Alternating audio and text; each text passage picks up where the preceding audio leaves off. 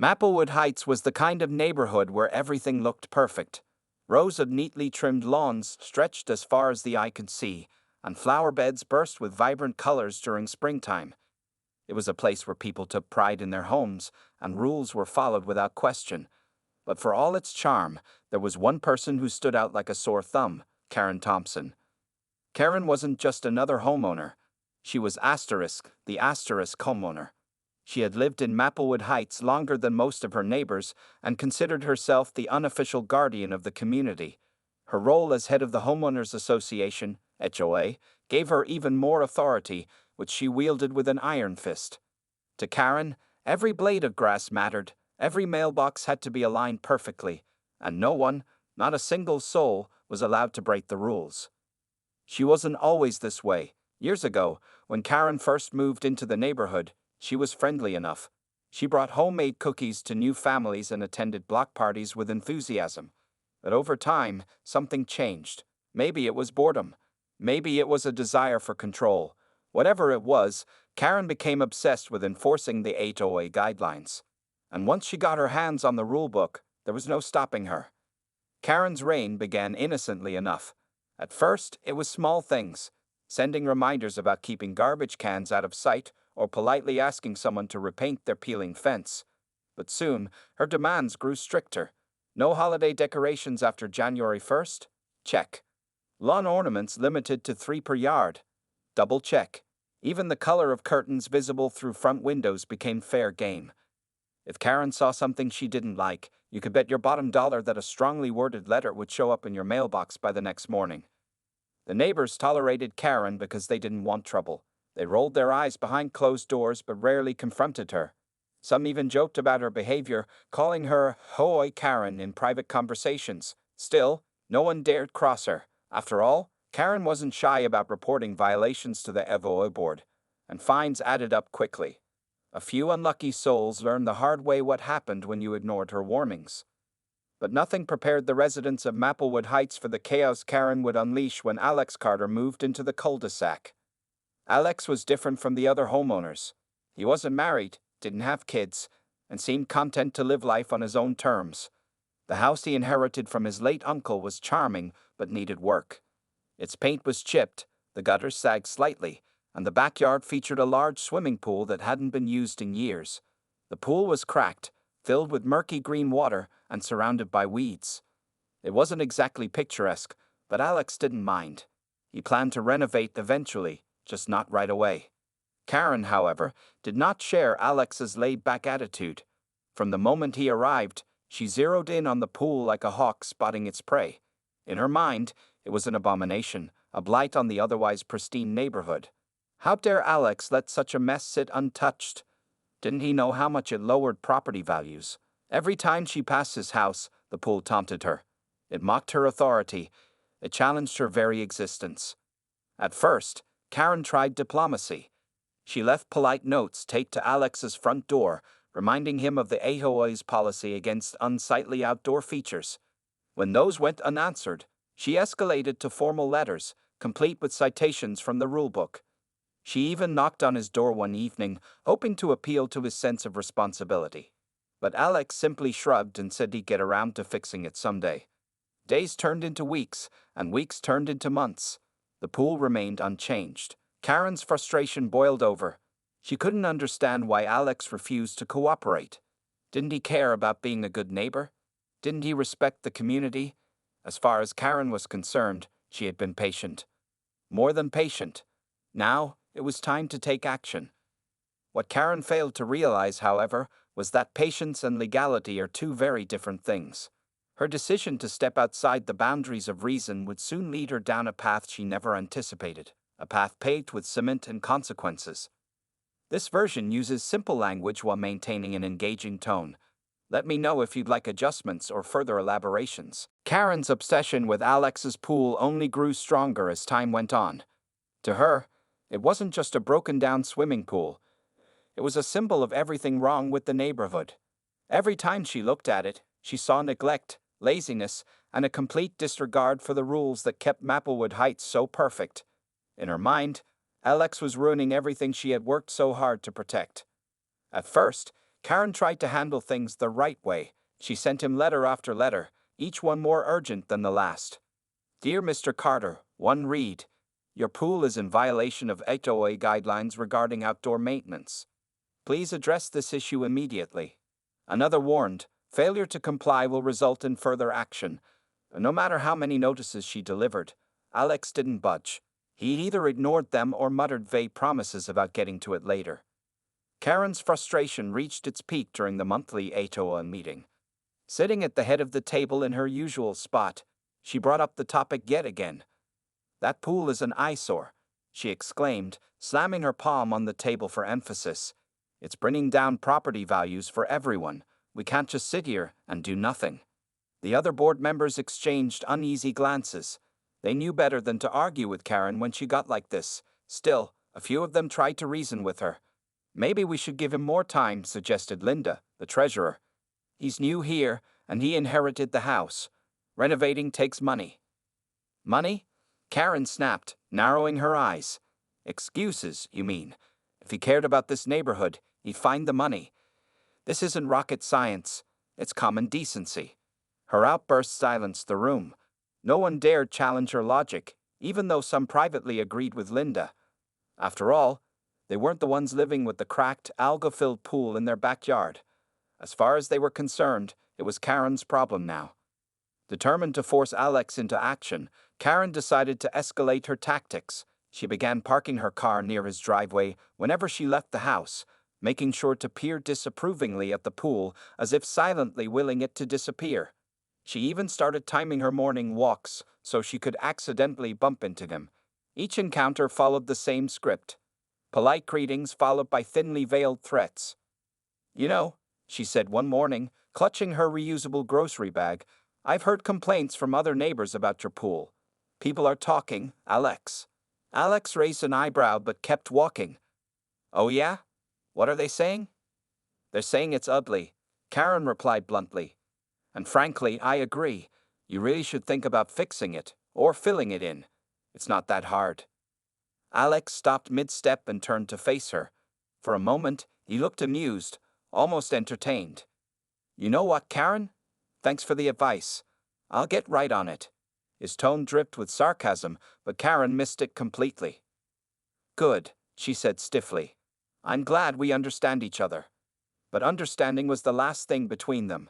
Days passed and still, nothing changed. The pool sat there, stubborn and unyielding, mocking Karen's authority. Her patience, what little she had left, was wearing thin. Something inside her snapped. Rules and regulations be damned, she couldn't take it anymore. One evening, while sipping tea in her kitchen, Karen came up with a plan. A bold, drastic plan. If Alex wouldn't fix the pool himself, then she would do it for him. Not by cleaning it or repairing it, of course, that would require too much effort, but by rendering it unusable altogether. Filling it with cement seemed like the perfect solution. It would solve the problem once and for all, and Alex would finally learn to respect the rules. The idea excited her. For the first time in weeks, Karen felt empowered. She imagined the look on Alex's face when he discovered what she had done. Surely, he'd realize she meant business. Maybe he'd even thank her for taking initiative. What Karen failed to consider, however, was the legality of her actions. Destroying someone else's property without permission isn't just frowned upon, it's illegal. And while Karen believed she was acting in the best interest of the neighborhood, her decision to take matters into her own hands would soon spiral out of control, leading to consequences far greater than she ever imagined. This version keeps the narrative engaging while using simple language. Let me know if you'd like any tweaks or adjustments. Karen's plan was simple, or so she thought. Filling the pool with cement would be quick, efficient, and permanent.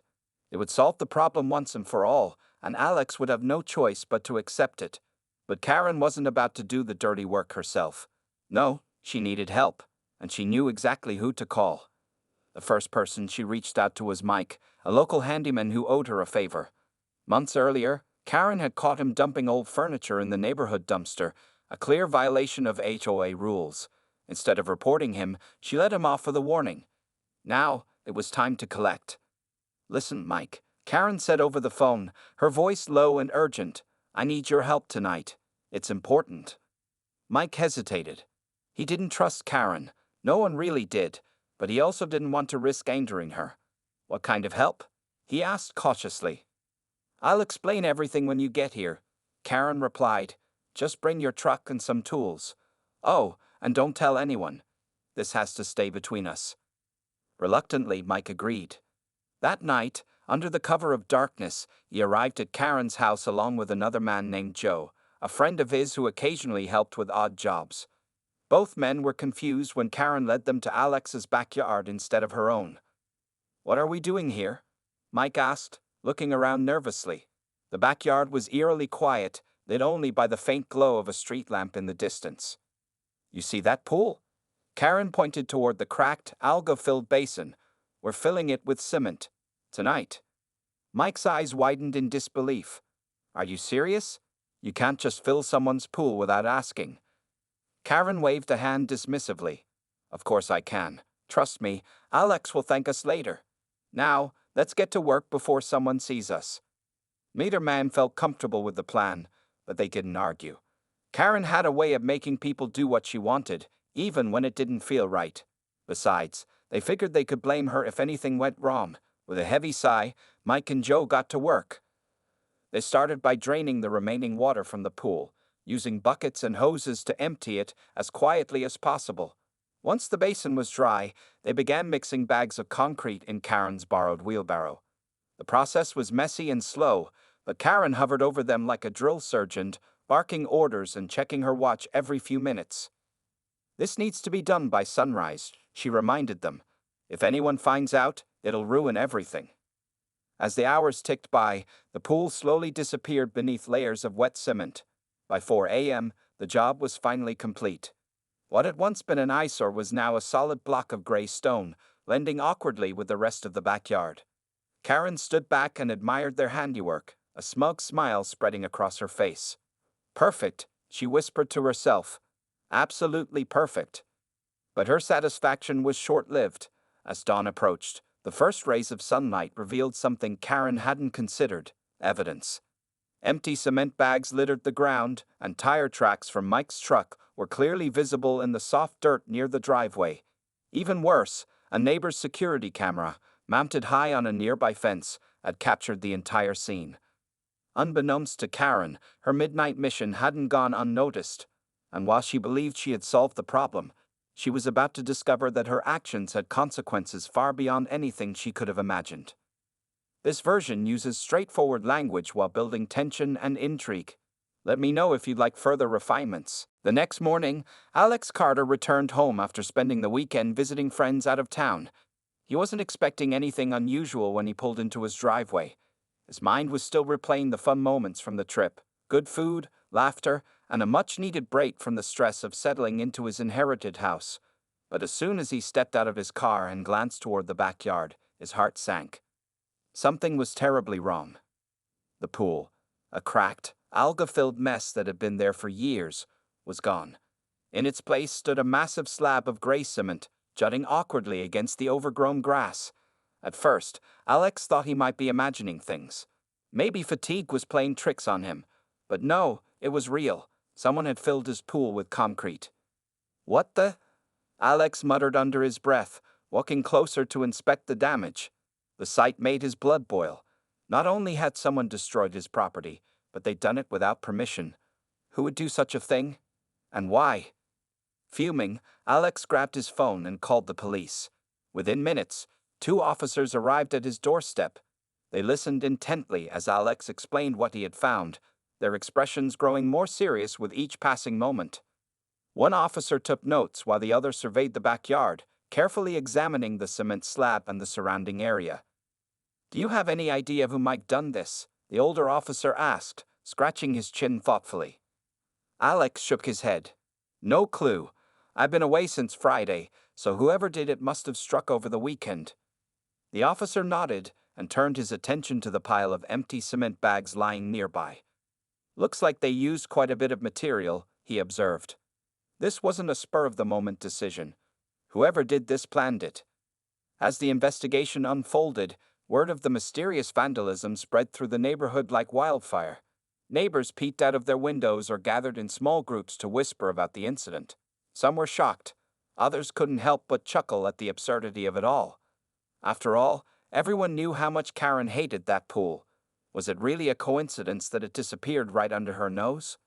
Karen herself tried to act surprised when questioned by curious neighbors.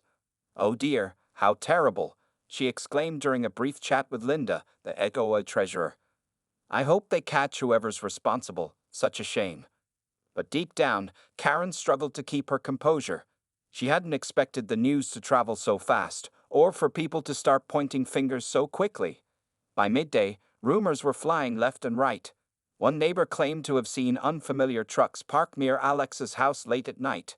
Another mentioned hearing strange noises coming from the direction of the cul-de-sac around midnight. It didn't take long for technology to intervene. A security camera mounted on a neighbor's fence, a device Karen had completely overlooked in her haste, had captured everything. The footage showed Mike and Joe unloading cement bags, mixing concrete, and pouring it into the pool. Most stunning of all, it clearly showed Karen standing nearby, directing them like a general overseeing a battlefield. When the police reviewed the video, the pieces fell into place almost immediately. They recognized Mike and Joe from previous run-ins with local authorities and wasted no time tracking them down. Under questioning, both men quickly confessed, blaming Karen for orchestrating the entire operation. "She told us to do it," Mike admitted nervously. "She said it was for the good of the neighborhood." Armed with the confession and the video evidence, the police paid Karen a visit later that evening. When they knocked on her door, she answered with a forced smile, pretending not to know why they were there. But as soon as they mentioned the security footage, her face turned pale. "Karen Thompson," one officer began solemnly, "you're under investigation for criminal mischief and destruction of private property. We'll need you to come down to the station to answer some questions." For the first time in years, Karen was speechless. Her perfect world, the one she had worked so hard to maintain, was crumbling around her, and there was nothing she could do to stop it. This version uses simple language while maintaining suspense and intrigue. Let me know if you'd like adjustments. Karen had always prided herself on being the voice of reason in Maplewood Heights. She saw herself as a guardian, someone who kept the neighborhood orderly and beautiful. But now, sitting in a cold, sterile interrogation room at the police station, she felt anything but reasonable. Her hands trembled as she clutched a cup of lukewarm coffee offered by one of the officers. The fluorescent lights buzzed overhead, casting harsh shadows across her face. For the first time in her life, Karen realized she was in serious trouble. The questioning began almost immediately. Two detectives sat across from her, their expressions unreadable. One flipped through a folder filled with evidence, security footage, witness statements, and confessions from Mike and Joe. The other leaned forward, his arms crossed on the table. "Miss Thompson," he said calmly, "let's start from the beginning. Why did you decide to fill Alex Carter's pool with cement?" Karen hesitated, unsure how to respond. Should she admit the truth, or try to deny everything? Her mind raced as she weighed her options. Finally, she settled on what she thought was a safe answer. "I was trying to help," she said, her voice wavering slightly. "That pool, it was an eyesore. It lowered property values for everyone. I thought I was doing the right thing." "It wasn't just about me." Karen shot back, her tone growing defensive. "Other neighbors complained too. They wanted something done about it. I was acting in." "That may be true," the second detective chimed in, "but you don't get to take matters into your own hands. What you did is considered criminal mischief, a felony offense. Do you understand that?" Karen blinked, her heart pounding in her chest. Felony? The word hit her like a freight train. She had never imagined things would escalate this far. In her mind, she was simply enforcing the rules, keeping the neighborhood up to standard. How could filling a pool with cement lead to felony charges? As the interrogation continued, the gravity of her situation became clearer. The cost of repairing or replacing a swimming pool wasn't cheap. Estimates placed the damages well above the threshold for felony vandalism. On top of that, Alex had already hired a lawyer and filed a civil lawsuit against Karen, seeking compensation for the destruction of his property. Between legal fees, potential fines, and restitution payments, Karen faced financial ruin. By the time the police released her pending further investigation, Karen's world had been turned upside down. News of her arrest spread like wildfire, thanks in part to social media. Someone leaked details of the case online, and within hours, Karen's face appeared on local news websites under headlines like *HOA leader fills neighbor's pool with cement and cement Karen strikes again. Comment sections lit up with ridicule. Memes mocking her actions quickly went viral, and even national outlets picked up the story. Back home, Karen tried to process what had happened. Her phone buzzed nonstop with notifications, most of them hateful messages from strangers, or worse, people she thought were her friends. Neighbors who once nodded politely in passing now avoided eye contact altogether. Some even posted signs in their yards reading "Save our pools" as a jab at her overreach. The woman who once commanded respect found herself ostracized, humiliated, and utterly alone. Her husband, Tom, was furious. He had warned Karen countless times about her obsession with the HOA, telling her she needed to let go before it consumed her. Now, staring at the stack of legal documents piled on their dining table, he couldn't hide his frustration. "You've ruined us, Karen," he snapped during one heated argument. "Do you realize what this means? We'll lose the house. Everything we've worked for, all because of your ego." Karen didn't know how to respond. She wanted to argue, to defend herself, but deep down, she knew he was right. This was her fault. Every decision, every step she'd taken, had led her here. And yet, instead of feeling remorse, she felt anger, not at herself, but at everyone else. At Alex for refusing to fix the pool, at the neighbors for turning on her, at the media for blowing things out of proportion. But no amount of blame shifting could change the facts. As days turned into weeks, Karen's legal troubles only worsened. A court date loomed on the horizon, and her lawyer delivered grim news. The evidence against her was overwhelming. Conviction seemed inevitable. For the first time in years, Karen felt powerless. The same authority she had wielded so freely was now being used against her. And as she lay awake at night, staring at the ceiling, she couldn't shake the sinking realization that her actions had consequences far beyond anything she could have imagined. This version uses simple language while highlighting the emotional and legal fallout Karen faces. Let me know if you'd like adjustments. As Karen's legal troubles mounted, the quiet whispers of discontent in Maplewood Heights grew louder. For years, many residents had suffered silently under her rule, too afraid or indifferent to challenge her. But now, with Cement Karen dominating headlines and social media feeds, people finally felt emboldened to share their stories. What started as murmurs among close-knit groups soon turned into a flood of accusations that painted Karen as more than just overzealous. She was a tyrant. It began at the next HOA meeting. The room buzzed with tension as homeowners filed in, some clutching documents, others visibly nervous. Without Karen present, she had been asked to step down temporarily pending the outcome of her case. The atmosphere felt different. There was no looming figure dictating every discussion, no sharp voice cutting through disagreements. Instead, there was an unspoken sense of liberation. Linda, the treasurer, called the meeting to order. Her hands trembled slightly as she adjusted her glasses. "I know this is a difficult time for all of us," she began, glancing around the room. "But we can't ignore what's happened. We need to talk about it." One by one, neighbors stood up to speak. Some recounted minor grievances, like being fined for planting flowers in the wrong color scheme or receiving threatening letters for leaving garbage cans visible for an extra day. Others shared more serious incidents. Another neighbor, Sarah, revealed how Karen had pressured her into repainting her front door because it didn't match the approved palette. "I couldn't afford it at the time."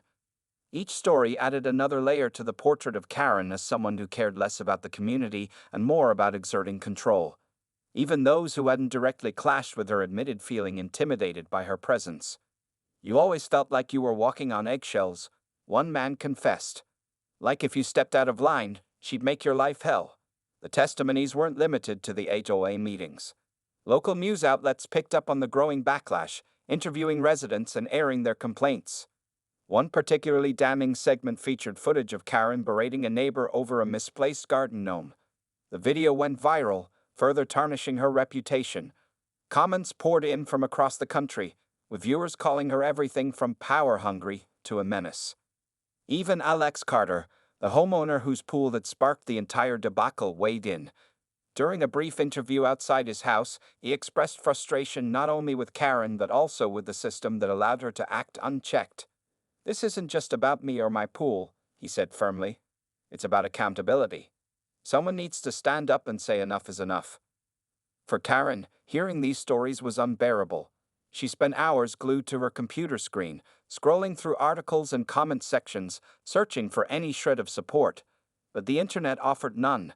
Instead, she found memes mocking her, hashtags trending nationwide, hashtag cement Karen, and endless criticism from strangers who seemed to delight in her downfall. Friends stopped returning her calls. Family members distanced themselves, embarrassed by the scandal. Even her own children refused to defend her publicly, citing the damage her actions had caused. What hurt most, however, was the betrayal she felt from her neighbors. These were people she had known for years, people she thought respected her. How could they turn on her so easily? Didn't they understand she was trying to protect the neighborhood? To Karen, their outrage felt hypocritical. After all, hadn't they benefited from her strict enforcement of the rules? Her bitterness only deepened when the HOA board officially stripped her of her title as head of the committee. In a unanimous vote, they declared her unfit to lead, citing her behavior as detrimental to the community's image. The decision stung, not because Karen cared about the role itself, but because it symbolized her loss of power. For so long, she had defined herself by her authority. Without it, she didn't know who she was anymore. As the days passed, Karen withdrew from public life. She stopped attending neighborhood events, avoided grocery stores where she might run into familiar faces, and kept her curtains drawn. The once dominant figure of Maplewood Heights had become a ghost, haunting the edges of a community she no longer belonged to. And yet, despite the mounting evidence against her and the chorus of voices condemning her actions, Karen remained convinced she had done nothing wrong. In her mind, she was still the hero of the story, a misunderstood champion fighting for order in a chaotic world. The truth, however painful, eluded her entirely. This section uses simple language while emphasizing the emotional impact of Karen's isolation and the community's response. Let me know if you'd like adjustments. The legal battle against Karen dragged on for months, each hearing bringing new revelations and further embarrassment. Her court appearances became something of a spectacle, drawing crowds of curious neighbors, reporters, and even strangers eager to catch a glimpse of the infamous cement Karen. Dressed in her usual polished attire, now slightly frayed around the edges, Karen sat stiffly beside her lawyer, her face pale and drawn. Gone was the confident woman who once strutted through Maplewood Heights like she owned the place. In her stead was a shell of a person, clutching her purse as if it might offer some semblance of comfort. The prosecution presented its case with damning clarity. Security footage showing Karen directing Mike and Joe played repeatedly in court, leaving little room for doubt about her involvement. Witness testimonies from Alex, the two laborers, and several neighbors painted a picture of a woman obsessed with control. When it came time for Karen to testify, she struggled to defend herself. Her voice wavered as she repeated the same tired arguments. She was protecting the neighborhood, acting in everyone's best interest, doing what needed to be done. But the judge and jury weren't swayed. To them, Karen's reasoning sounded less like justification and more like delusion. By the end of her testimony, even Karen seemed unsure of her own words. In the end, the verdict was inevitable. Karen was found guilty of criminal mischief and destruction of private property. The judge sentenced her to probation, community service, and ordered her to pay tens of thousands of dollars in restitution to Alex. It was a financial blow that hit hard.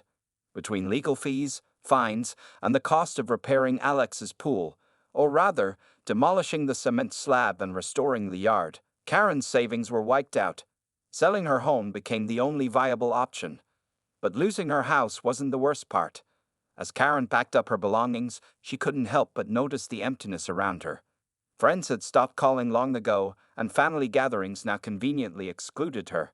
Her husband, Tom, had moved out shortly after the trial, unable to bear the constant tension and shame. Their marriage, strained for years by Karen's obsession with the HOA, finally crumbled under the weight of her actions. Even her adult children avoided her, too embarrassed to associate with someone labeled a national laughingstock. Moving out of Maplewood Heights felt like exile. Karen rented a small apartment in a nearby town, far enough to avoid prying eyes but close enough to remind her daily of everything she'd lost. She spent her days staring at the walls, replaying the events over and over in her mind. How had it all gone so wrong? She still couldn't understand why people were so angry. Didn't they see she was trying to help? Her bitterness festered, turning into resentment not just toward others but also toward herself. Nights were the hardest. Alone in her cramped bedroom, she scrolled through old photos of happier times, family vacations, holiday parties, HOA meetings where she commanded respect. Those memories mocked her now, reminders of a life she could never get back. Sleep came rarely, and when it did, it was plagued by nightmares of judgmental faces and flashing cameras. Meanwhile, life in Maplewood Heights slowly returned to normal. With Karen gone, the neighborhood breathed a collective sigh of relief. New leadership took over the HOA, implementing policies that emphasized collaboration over enforcement. Neighbors smiled at each other again, their conversations free from fear of retribution. Even Alex began renovating his backyard, replacing the cement slab with a fresh lawn and flower beds. For the first time in years, the cul-de-sac felt peaceful. Still, whispers of Karen lingered. Some residents joked about her whenever they passed her former house. Others used her story as a cautionary tale about the dangers of unchecked power. A few even admitted feeling a twinge of pity for her, though they agreed she had brought it upon herself. As for Karen, redemption seemed impossible. She refused to take responsibility for her actions, blaming everyone else for her downfall. "They didn't understand me," she muttered during rare trips to the grocery store, avoiding eye contact with shoppers who recognized her. "I was just trying to make things better." Yet no matter how much she protested, the truth remained undeniable.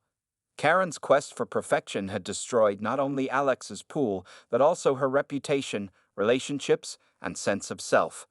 What started as a misguided attempt to enforce rules ended in ruin, leaving her isolated and bitter. A stark reminder of the consequences of crossing ethical boundaries. This section uses simple language while highlighting the emotional and social fallout for Karen and the neighborhood. Let me know if you'd like adjustments. Months turned into a year, and life in Maplewood Heights continued to move forward without Karen. The neighborhood thrived under its new HOA leadership, which prioritized inclusivity and open communication over rigid enforcement. Neighbors who once lived in fear of Karen's wrath now organized block parties and community cleanup days with genuine enthusiasm. Even Alex's backyard became a symbol of renewal, a lush green space filled with colorful flowers that drew compliments from passersby. It was as if the entire community had collectively exhaled, finally free from the shadow of one woman's tyranny. For Karen, however, time seemed to stand still. Her small apartment felt suffocating, a stark contrast to the spacious home she'd once ruled like a queen. She spent most of her days alone, alternating between watching daytime television and scrolling through old photos on her phone. Each memory served as a painful reminder of what she'd lost. Her family, her friends, her status. Yet instead of reflecting on her mistakes, Karen clung to her belief that she had been right all along. "I didn't do anything wrong," she often muttered to herself, pacing back and forth across the worn carpet. "They just didn't understand my vision." Her bitterness only deepened when she saw updates about Maplewood Heights online. Social media posts showed smiling neighbors gathered for summer barbecues, children playing freely in driveways, and flower gardens blooming vibrantly. To Karen, these images weren't celebrations of community spirit. They were taunts. Proof that the neighborhood had moved on without her. Proof that no one appreciated her sacrifices. Occasionally, Karen ventured out of her apartment, though these outings usually ended in disappointment. Trips to the grocery store or library often resulted in awkward encounters with former acquaintances who either ignored her completely or exchanged polite but distant greetings. Once, while waiting in line at a coffee shop, she overheard two women whispering about her. "Isn't that the lady who filled someone's pool with cement?" one asked. "Oh yeah," the other replied with a laugh. "Cement Karen, can you believe that?" Karen's face burned with humiliation. She paid for her coffee quickly and left without drinking it, retreating to the safety of her apartment where she could nurse her wounded pride in private. Despite her isolation, there were moments when redemption seemed possible, if only Karen had been willing to embrace them. A few former neighbors reached out, tentatively inviting her to events or offering kind words. Linda, the HOA treasurer, sent her a letter expressing hope that they might reconnect someday. Even Tom, her estranged husband, called occasionally, suggesting therapy or counseling to work through their issues. But Karen rejected every olive branch, convinced that others were to blame for her downfall. "It's not my fault," she insisted during one rare phone call with Tom. "If people had listened to me, none of this would have happened." Tom sighed heavily on the other end of the line. "Karen, you can't keep living in the past. You made a mistake, a big one. But you have to take responsibility for it if you ever want things to change." Karen hung up before he could say more, unwilling to hear criticism, even constructive advice, from someone she once trusted. As the months dragged on, Karen's health began to decline. Stress had taken its toll, leaving her exhausted and withdrawn. She stopped answering calls altogether and rarely left her apartment, relying on delivery services for groceries and meals. The vibrant, domineering woman who once commanded attention in every room had faded into obscurity, a cautionary tale whispered among strangers. Ironically, the same traits that once defined Karen, her determination, her desire for control, now trapped her in a cycle of self-destruction. She couldn't admit fault because doing so would mean dismantling the persona she had built over decades. Admitting she was wrong wasn't just difficult, it was unimaginable. In the end, Karen remained unchanged, clinging stubbornly to her version of events. While Maplewood Heights flourished around her absence, she lingered in the shadows, consumed by resentment and regret. Redemption, it seemed, was beyond her grasp, not because it was impossible, but because she refused to reach for it. And so, the story of Cement Karen came full circle, a tale of power, pride, and the devastating consequences of unchecked ambition. For the residents of Maplewood Heights, it was a lesson in accountability and forgiveness. For Karen, it was a reminder that sometimes the hardest battles are the ones we fight within ourselves. This final section ties up the narrative using simple language while emphasizing themes of accountability and missed opportunities for redemption. Let me know if you'd like any adjustments.